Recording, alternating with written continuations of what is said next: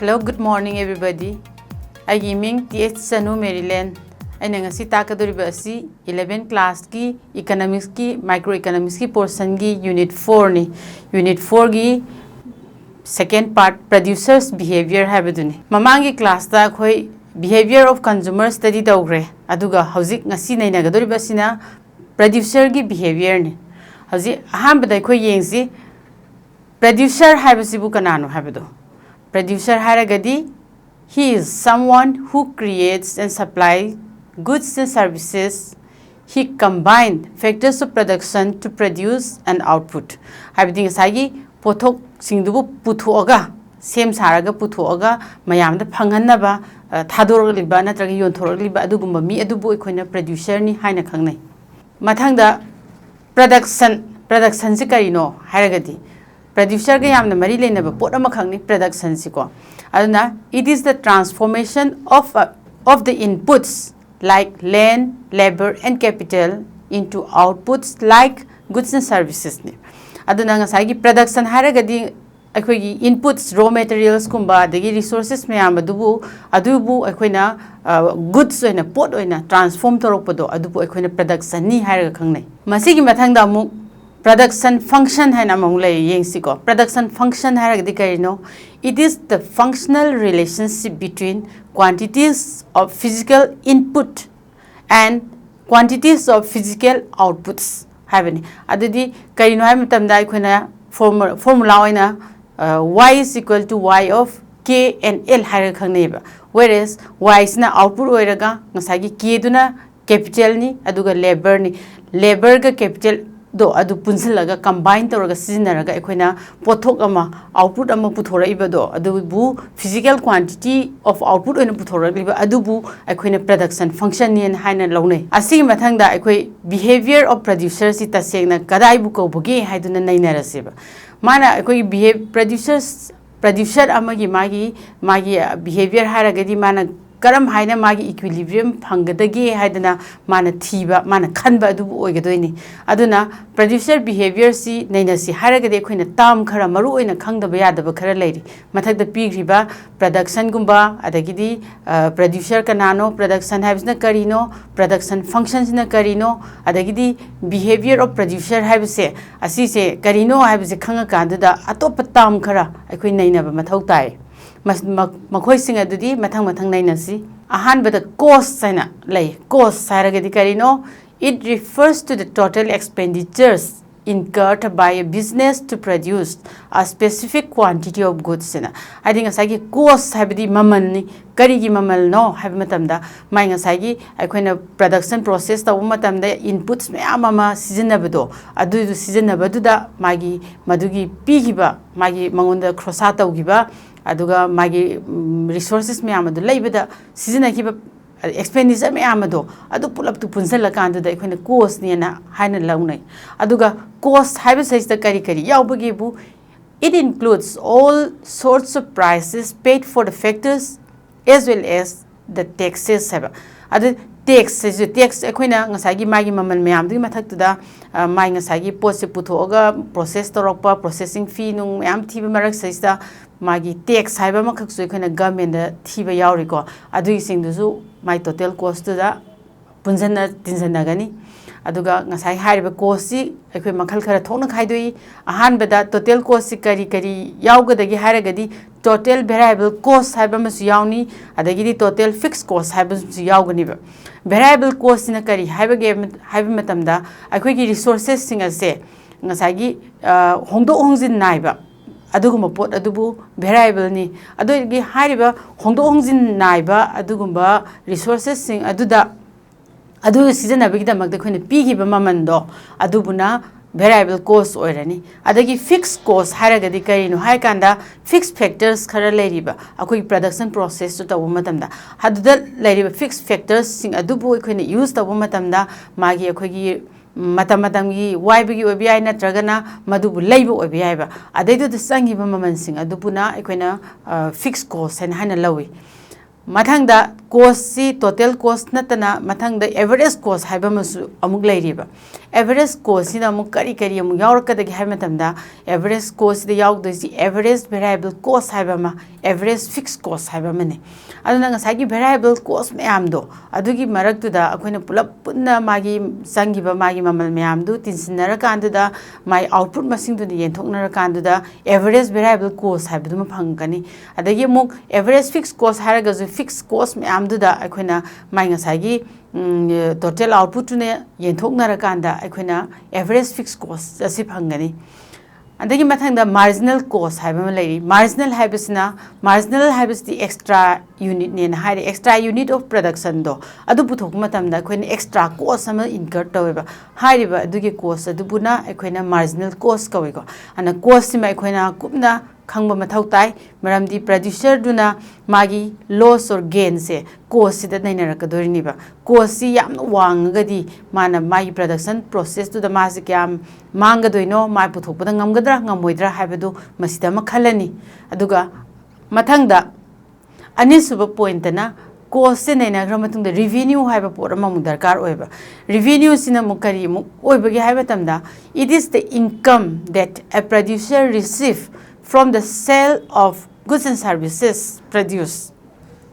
Ngasagi akoina mana production process mayam ama tawraga poto olakanda goods revenue kanu mayamdo resources mayamdo output and ontho kanda madu yon thokra kanda mana phangiba magi income do adubu revenue haina kawi producer da adam producer gi revenue singsi kari yawgada gi haiba matamda total revenue haiba ma adagi the average revenue and marginal revenue ahum sini total revenue haragadi akoina khangi magi output mayam du loina yon thokraba matung du da mangonda phangai ba total income do adubuna mai total revenue orani average haragadi mai ngasagi total income du da magi output masing du yen thoknara kan du da kayam yole kayam tongi haibana singbagi sang ama yengbodo adugi du average revenue hara khangnare adagi marginal revenue haragasu mai ngasagi extra unit of goods ama produce tore puthoe aduga madugi du amuk yon thokra ka du mangonda income kharam lai potu yon gibagi mamando adu mangonda phangi baduni adu iduna marginal revenue na hariba revenue siga cost asigani yam kumna mana naina gadori se magi equilibrium do producer amagi equilibrium se purakna bohna bada aduga akoina sigi mayam sigi marak sesta mathang oina yengpada short run amasung long run na lairiba sigi magi cost short run cost and long run cost si asigi mari se kyam leina bage habituni akoina naina doise in the short run both fixed and variable costs exist and fixed factors cannot be changed. Akoina yengdoisi magi short run cost ka long run cost ki relationship si kadai bau nakna na laibage na haibadu yengsi asaida mana short run haiba matam sidadi atenba matamni yamna atenba matam sidadi fixed cost su laigani variable cost su laigani ba toigumba sung magi fixed factors singse hongdok hongjin yara roiba short run dadi toigumba sung magi variable cost tu khaktani honga kadoise ko ana adusu yam ka hena large extent da hongba yabadi oiroi doineba ado mai animak laigani short run fixed cost ka variable cost ka animak loinamak laigani adai mathangda plant equipment se short run dadi magi constructed oiraga already fixed oina laigrada pot am oiko adagi mathangda quantities of inputs cannot be varied dadi akhoi gi short run haiba matam sida puthokado pothok singse hongdok hongsin yam thuna tawba yade madi aina hekta hena yam puthoke haraga su demand yam wankale dana pot supply do khangen hega pa yabagi room do leite maramdi duration do yam short oibanina adagi optimum output se ase it cannot be also produced at minimum cost adi akoina pot se maximum oina khwaidagi ayamba changda mamando yam handana low cost da puthoke habagi khutong saba duma short run da phangaroi aduga mathangda amu yengse akoigi long run se on the other hand in the long run there is no fixed cost as all factors are variable have the long run dadi fixed cost si lairaroi karigino hai matamda fixed factors khudimak se variable oirani matamdu sangna lakbanina aikhoigi ngasagi fixed oina thamgiba machineries oiro amabu oiro any constructed equipments pu oiro adu punamak ado hongdok hongjin tawba yarak lagadobani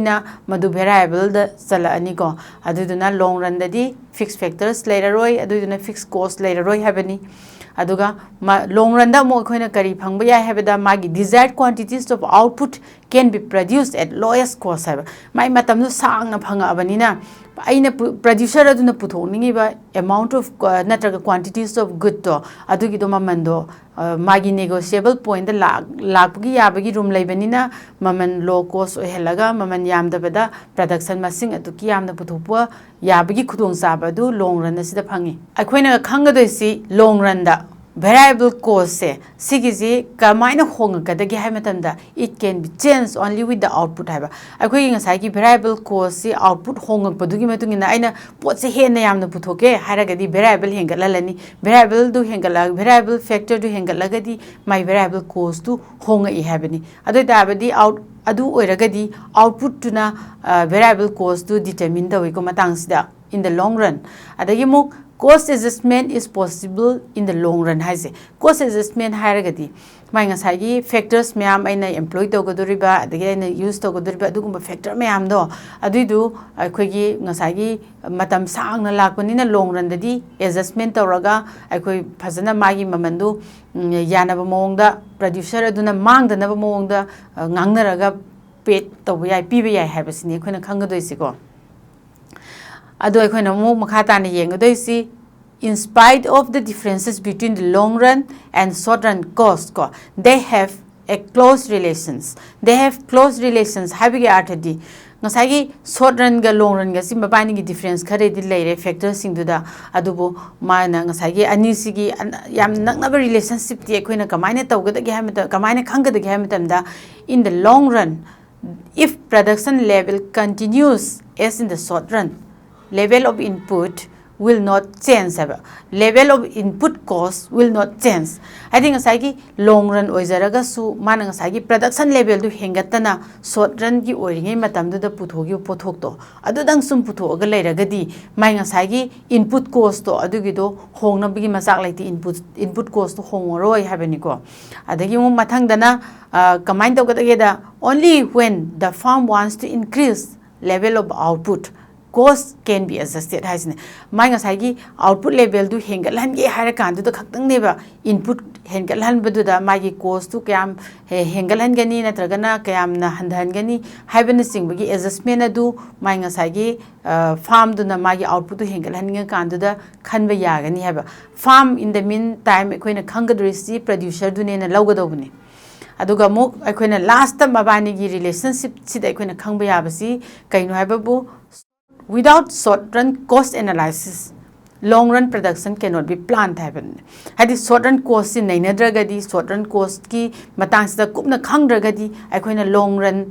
da production se kayam puthokani aduga kamain tawgani habasi se plan tawbasi wana thokani sini makhoi gi kano cost ani sigi long run ga short run cost ga gi relationship sigi lainaba pot se aduga akoina hoji producers behavior se nainarai banina magi producer behavior sigi matang saista akhoi assumption khara thami ko assumption khara thami adugi assumption sing adudi ahan bada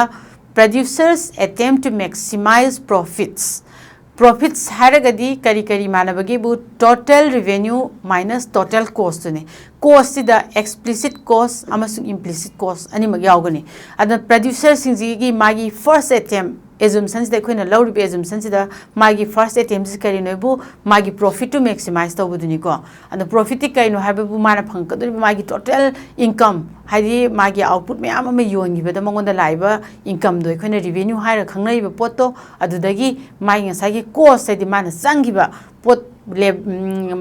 resources me ama input me ama seasonable matam da sangiba magi cost sing adubu khaidoknara kanda lemhobo pot bu profit ne na lawi ko adugi profit tu wangna bhona ba magi first attempt adagi de muk ani subada magna khanga assumption ani subasna karino ha matam da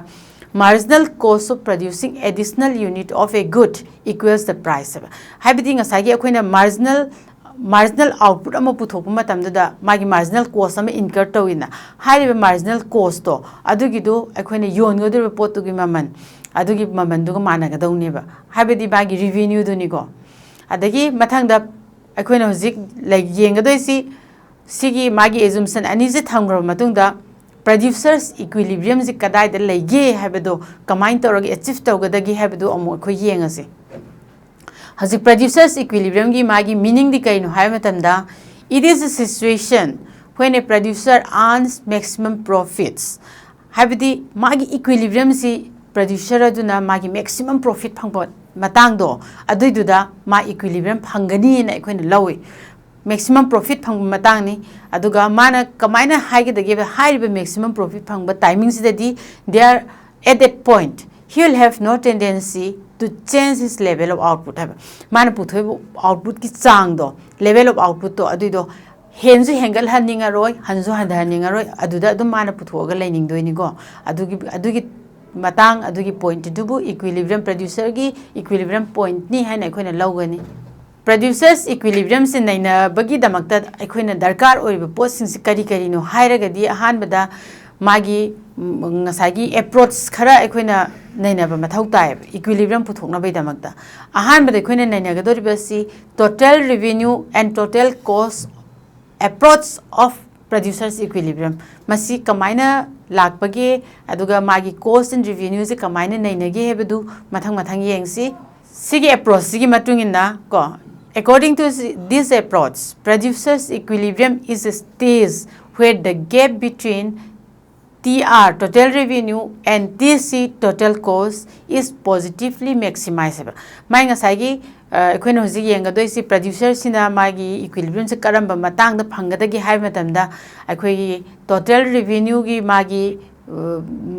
level duga total cost ka anisigi khwaidagi gap se sangna habadi total revenue minus total cost to adugi du khwaidagi wangna leiba mafam adu da habani aikoina graphically yengaga su khangani adudi ngasagi TR curve duga TC curve siga anisigi magi gap to adu khwaidagi yamna leiba mapa do adaidu da equilibrium oigani habani ko aduga yango mathangda mu second point dadi magi total profit se sigise it falls as more units of output is produced hai ba hojiki equilibrium dugi wang madu da mana kamai torokadege da mangon da phangado ba total profit se sigise dum haida ba hora ne ba hengalaga leiroi ko masi jokhina diagrammatically explain toroga mu yengsi adage muk total profits fall after the level of output where revenue is maximum haba mai ngasagi revenue duna maximum oiba jaga do adugi matung dagi di output se phane hengalaga su phana hena yona bhotnaraga su madugi magi matung dadi profit se dum haidarak lagani habani quite fast magi revenue du maximum oigi ga dawoni go ana haji next diagram se da mu yengse khoi sta pi riba diagrams da yengo curve ani khak uba phange khoina asi curve si TR na total revenue curve adagi TC na total cost curve ni y axis na khoina karibu measure tawbage da total revenue and total cost curve total cost to adubu in terms of rupees measure tawre aduga magi ngasagi x axis na my quantity of output to in terms of units measure tawbani asai sai khoina yengadoi si masigi figure si khoina TR and TC approach of producers equilibrium haina tholisi yengmina siko sigi figures da khoina yengisi kari lebage bu ngasagi TC curve amasung TR curve pi khakanda TR sina kari utpage bu magi TR curve straight line da leisna ulise asi price of the goods that is going to be sold adu the fixed price oi habadu mu ulini go fixed price oire aduga magi equilibrium condition se kadai da legedage na khona yeng matamda masida piriba point 8 se aisina equilibrium point oeba karigino hai matamda figure sida yengo mai ngasagi TR curve siga TC siga ani sigi magi gap se difference maximum oiba jaga ni khwaidagi launa gap leina ba jaga se asisida point 8 se leibanina khoina masi equilibrium point ne na lauri aduga saida magi point khara piri the points like B before H ko H ki mamang da lebe point B dune and C after H to gi mathang da C su lego asigi mapa ani sidadi kari oibage bu ngasagi TR ga TC ga do adu the total cost sina much higher than the total revenue oine ba sigi mapa ani sidadi aduna total cost na hek heliba jaga ma khaidi magi producer adu loss legadoini loss incur tawgadoini ba adu eragadi mana ngasai point 8 sari ba ngasai gi TC and TR se sigisi gap si yam leiba aduga TC sina makhada लेगदब मखादगी मागी ngasagi total revenue curve tu kak po gedamni ko asigi area size da equilibrium oire sida su yengse ngasagi total profit se sigi sum haiderak ba si kaino bu magi marginal cost to adugi du marginal revenue dagi helak paneba marginal revenue haragadi mai ngasagi extra unit of product to adu yon bada phangai ba mai income doni taguma sung mai marginal cost adu extra unit to puthokna bu hotna ba matam da sangi ba amount of money spent to adu hen gragadi adu di mangon profit to lairoi ba lairoi de ba matang sa di mai equilibrium to oiroi equilibrium gi wang ma lan gre ko lan grabanina ma hoji producer na kaidogodori producer must produce between point B and point C point B ga C gi marakta leiba my maximum profit phangbu area do adu da puthokani similarly adu ga khoi yeng si mathang da mu my haiba Z at tangent drawn at Z on the total cost curve shows that total cost and total revenue are parallel haba mangasagi point G sida akoina tangent ama singaga yengasi adugi tangent duna kari utpage bu magi ngasagi total revenue curve to adugi curve tuga adagi total cost curve ka anisi parallel oina satli ba haibase anisi samana na sangmana na satli haibani asi utli aduga adu asi utpasna maram oidana ngasagi akoina ste yengdoisi 8.8 score slope of total cost equals the slope of total revenue si oire adu oiragadi magi this equality cannot be achieved at any other point atopa point amata da phangmanga maroiba aduna masina kari proof tawbage bu akoi 0.8 is proved to be the equilibrium point hai size da dum leire sine akoina hojik yengisi ko hojik total revenue and total cost ani gi magi ngasagi kano se naina gre producer equilibrium ka main phanggadage do aduga mathang da atop approach sama mung leiriba atop next approach sina karino haragadi marginal revenue and marginal cost approach ne marginal revenue ga marginal cost approach se asigi is the how a producer gets his equilibrium do ne khinu sig naina do se asimuk yengminarasi the marginal revenue sina marginal revenues ne MR na represent oroba adagi marginal cost ne M sina represent the whole asiko aduga khoina samjalaga the MR or MRMC approach asi karai dagi lakpono harakanda it is derived from TR and TC approach neba ngasai mathakta leigiba total revenue ga total cost ga gi approach am khoina nainagi bedo adudagi derive torokpane aduga size da khoina there are two conditions required for equilibrium in this approach masigi approach the equilibrium condition or equilibrium oinabagi condition ani khak mathau tai ahan ba condition di kari noida MR marginal revenue MR must be equal to marginal cost MC MR is equal to MC adagi mo second point na second condition dana marginal cost curve se cuts marginal revenue curve from below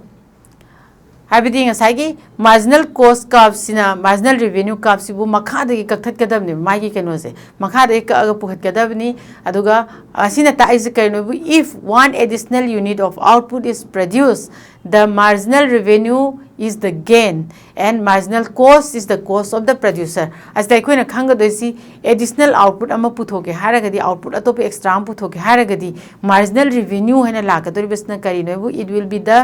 gain for the producer adagi marginal cost haragadi mana kari no MCs na kari ulibu magi ngasagi keno duneba magi akoi gi resources meam input meam use tawbagi pigiba maman do oira kadori aduna cost to the producer oidore aduna sigi se khoina MCs na MRC below makha de kadabani haibase mai curve sida khoina masida mun yenga naina gadabni ko adagi mo khoina mathang makha ta na sum naina bada marginal revenues na marginal cost agi hengala gadi kamain to gadagi do as long as marginal revenue is greater than marginal cost it is profitable to produce more aduga ngasagi producer duna kari feel tawge hai matamda magi marginal revenue sina magi changiba cost da hena wangna phangagadi revenues na yam ka hena wangna sum leiragadi ma hena production se puthokna bagi khudong jaba do phangi adum puthoki ne ba pothok se adum mana puthoki ni karai ba puthoki ke de hai matamda magi equilibrium level du yorok bu puthokane ba and the farm has not achieved equilibrium at this point. Adi MR is greater than MC sida magi farm the equilibrium point the yobungamdri kai you know the output level say can be increased where profit will be maximum. My profit to maximum oidibo boda ma pothok to puthok no hotna rakhineba. Aduga masika you know the ngasai more and more output. This is because the farm can increase its profits by producing more output. Output to hen puthoga my profit to hengalan ba ngambagi kutong sabado dum laibana maram oidana ngasai MR na MC the healing di equilibrium oiroi habani. Aduga mo atopa side amada mu yengse. On the other hand ko if marginal revenue is less than marginal cost and MR sina if MR is less than MC kai dawgada gedo benefit is less than the cost la ane badudi manga sagi revenue phangada revenue du na cost tu dagi hena tarabani na ma matang sida magi loss tu lak hore ko masigi matang su at this point as producer is not in equilibrium he will tend to reduce his production to add to his profits my cost ni helaga kano dagi revenue dagi cost ni helaga sum lairabani na producer sina kari khalaka dagi bu magi production do adugido handana bhona rakani kaino production handaraga mana magi profit to hena gain tawno bhona rakani aduga muk last ta mana when MC is equal to MR producer is in equilibrium getting maximum profit neba and mana mangsai MC is equal to MR do marginal cost ka marginal revenue ga ani do mana dribo boda magi production level si handana bhona rani aduga mai hariba ani sina mana ba mapadu da maximum profit phangani aduna akoina hoji khangadoisi MC is equal to MRC equilibrium condition ni habasi ma akoina matang se proof tawre aduga magi first condition of equilibrium do fulfill tawre adagi atop another case si second case hagadra second condition hagadra for equilibrium di kainoibo MC cuts MR from below do neba ana MC is equal to MR in the necessary conditions. It is not a sufficient condition, and the producer might face more than one MC is equal to MR. Have the MR outputs to my output level. So, the MC is equal to MR point level. Me amma thing na biyai. Tayugumba sung. Akoina second conditions the high risk no have matamda out of MC is equal to MR. Me am the marataki ko only that output beyond which MC becomes greater than MR. Further production will reduce profit if it is beyond MC is equal to MR ne adi bang sagi MC is equal to MR me am ni marak to ekhoni yenga do isi man hena pothok se puthok matam du the marginal revenue handana phanga gadaba adugum point to adai du da ne ba ekhoni equilibrium ne lawgadori se aduna mana magi production du kamaina tawraka da puthoraka da gi ha kanda profit tu handaraka da mafam du lana di puthoroi adagi profit tu yaudringai matang du da su mana ngasai cost ne hen no leiraga di ma production du handarana bhonarani the cost na mo hena cost na helingai di ma production handarani the cost na hengatlaga lairigai di production handara budugi ona tenabada cost na mo yam taraga di production do yam hengatna bo honara kandu da ma ngasai MC is equal to MR do putho yawhalane ba yawhala kandu su madugi wang lana hek putho kuma tamdu da magi revenue do kano da minus tom da natragana loss tom da lakado bu leiba adugi tangkak to adui du da ne khon equilibrium ne lawgado ise ana when there is no possibility to add to profit maximum profit level is reached seba ngasagi mai ngasagi profit to the hen add tawna bagi magi possibility do director kandu da akoina khanga do isi producer dugi profit to maximum level da leire na lawgane ba aduga atopa nakalama da mu gengadi have the on the other hand if marginal cost is less than marginal revenue beyond the marginal cost is equal to marginal revenue ko MC is equal to MR output producer can add to the profit by producing more mai ngasai MC is equal to MR dugi wang madu da marginal cost tu na taraga leiraga di kamain to gade da producer duna magi profit hen add to bo yari banina ma hen potu puthok no hotna raga neba adoi taraga di akoina hoji conclude to bo yari se kari nobu therefore it can be concluded that for the producer's equilibrium it is necessary that marginal cost is equal to marginal revenue and MC cuts MR from below habiduni matang sexta akhoi unit 4 si loisle unit 4 da akhoi huji consumers ki consumer behavior amadi producers behavior and how they achieve their equilibrium habadu akhoi phajana naina khre aduga mathangi unit da amuk akhoi na forms of market tu naina raga next class ta naina rasi